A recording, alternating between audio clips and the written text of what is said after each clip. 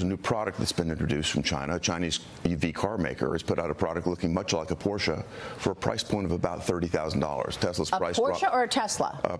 It looks like a Porsche to compete against Tesla, and Tesla's price dropped 8.5% yesterday on the markets. There's a deeper concern about the Chinese EVs as well. These EVs have a tremendous amount of information gathering equipment. There's a concern here in America that that information could be gathered and in turn sent back to China. Wow, serious threats here. Joining me right now is Arkansas Congressman French Hill. He is the vice chairman of the House Financial Services Committee and a member of the House Foreign Affairs and Intelligence Committees. Congressman, it's great to see you this morning. Thanks so much for being with us. You bet, Maria. Thanks for having me. So what is your reaction to what you just heard from Senator Hagerty? It corresponds exactly with former DNI John Ratcliffe has told me for years, that China's strategy is very simple. Rob, replicate, replace. That's it. Okay, rob intellectual property, replicate that intellectual property the way they're doing with this new car, and then replace American companies with the Chinese company. Your reaction?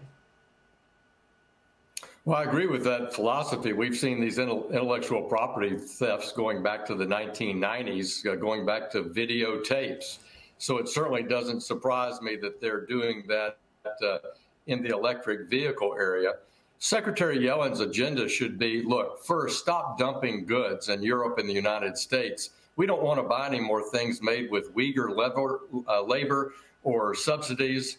The Biden administration's made this worse by their insistence and mandates in and around EV, battery, and solar issues without letting the free market work. And so you're actually empowering the Chinese through Biden policies that are climate related. And what Senator Hagerty mentions is the same reason why we banned TikTok.